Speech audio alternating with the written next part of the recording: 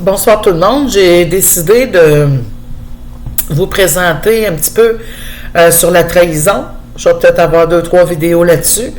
OK, pour faire différents volets parce que ça couvre différents sujets à ce niveau-là. Donc là, ce soir, c'est uniquement, je parle de la personne qui a été trahie. On s'en fout là, pour le moment là, que ça faisait 30 ans qu'il était en mariage ou bien 3 mois, parce que 3 mois, des fois, on est en amour par-dessus la tête. Donc, le coup, l'impact peut être assez... puis le contexte, la circonstance peut frapper assez fort. Et puis, quand je dis que ça frappe dans l'âme, c'est parce que ça frappe des choses dans le subconscient, dans le conscient, dans l'inconscient, tout ce que tu voudras, puis dans l'âme aussi. Ce qui fait en sorte que la personne qui a été trahie se retrouve souvent méfiante, non seulement en couple, mais avec les amis, les voisins, au travail. Quand ils rencontrent un avocat, bien sûr, des fois, on est tout un peu... Tu sais, je veux dire, dépendamment des corps de métier, mais ils deviennent méfiants. Est-ce que cette personne est honnête avec moi?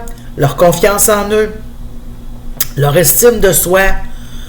Ah, mais tu les vois faire, là, tu sais, là, ils veulent, maigrir, faire du sport, courir, changer de parfum, de coupe de cheveux, tout ce que tu voudras. Il y avait quelque chose de pas correct avec eux autres. Puis quand je parle de trahison, de tricherie, d'adultère,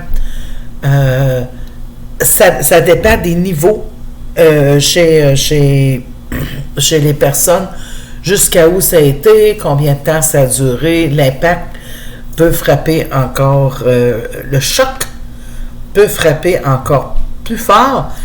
Je pense que je vais revenir avec une petite vidéo sur qu'est-ce que moi j'appelle, qu'est-ce que j'évalue, qu'est-ce qui rentre dans le livre de trahison et de tricherie.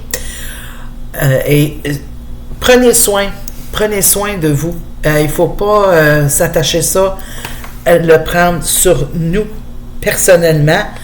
Il ne faut pas non plus prendre toutes les excuses, puis toutes les raisons, puis toutes les blablabla qui pourraient en venir, tout dépendamment des circonstances. OK? Parce qu'il y a des circonstances, si c'était un événement bref, ça veut dire de très courte durée, et qu'on décide de rester en couple, ça aussi, je veux y revenir.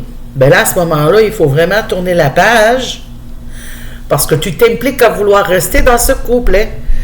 Ça veut dire que là, il faut mettre de côté l'événement, travailler sur le couple, on passe à autre chose.